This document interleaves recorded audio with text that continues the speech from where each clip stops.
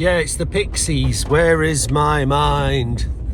That's what I'm thinking to myself this morning. I knew there was a song that would capture it beautifully. Where is my mind? So what I'm talking about, I think, is connections to places and how we do that. We can do it by just general observation, which isn't difficult. We learn to do that through our senses.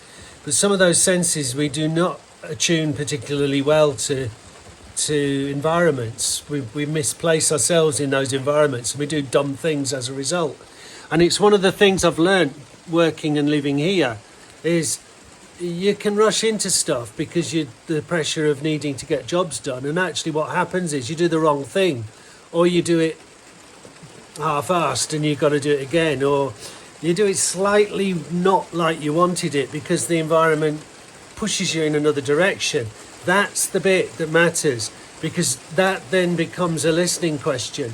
How do I hear this space? How do I tune into it? What is it trying to tell me about the undulation of the land, or the soil structure, or where the trees are and what the shadow is and the shading, and where the prevailing wind lies in the environment that I'm in, and where the rain is. And as you can see, I'm inside the greenhouse today because it's absolutely lashing down.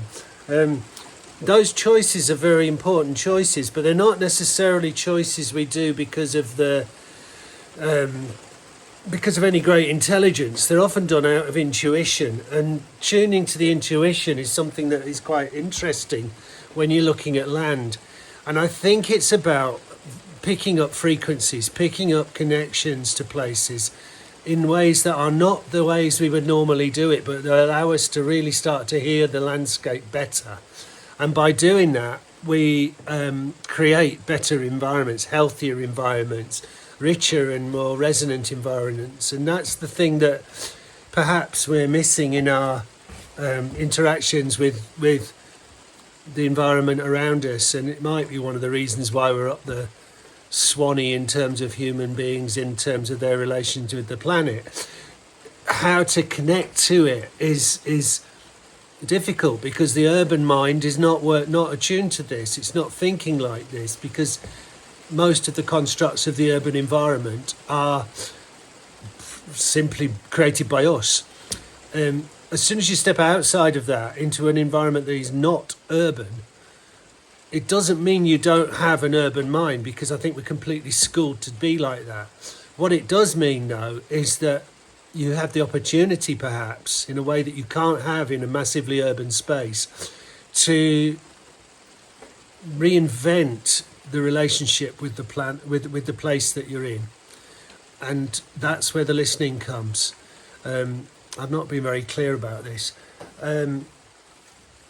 What I think happens is that we find, or I've found, another frequency to play, to hear. And the more you attune to that frequency, that resonance of an environment, the more abundant it becomes, the more you're capable of seeing its potential, but also listening to its current abundance and working out where your interventions might lie in terms of planting things, in terms of working with the soil, in terms of leaving some of it alone and letting it do what it already does quite successfully.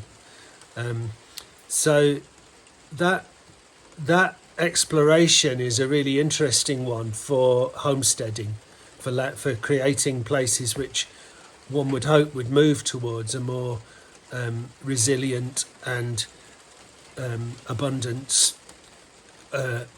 become a more abundant environment.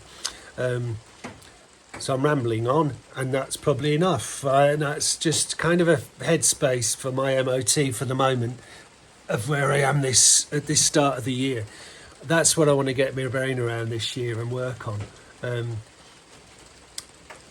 I'll do it in whatever way we can in this kind of space. So this was the greenhouse we built out of old windows. All these windows at the back end, I think, are Georgian. This stuff isn't. This is 3-ply plastic stuff from the roof. But we built this hip roof and took all old windows along the bottom to create the physical structure, and now we're just beginning to look at how to lay out with old bricks and what have you the garden inside the greenhouse, ready for the season ahead. Which leads me to my final thing that I wanted to say, and that is what this brings. It brings joy, it brings enthusiasm and excitement. It's optimistic, it's harmonious, it's fulfilling, and that's not to be dismissed. It's extremely important, and it's a counter narrative to the negativity of a lot of our current world and the way in which that world's been pitched to us. So my one bit of advice maybe for the start of the year to anybody who wants to take it is stop listening to the news and start listening to the land. Okay, thanks.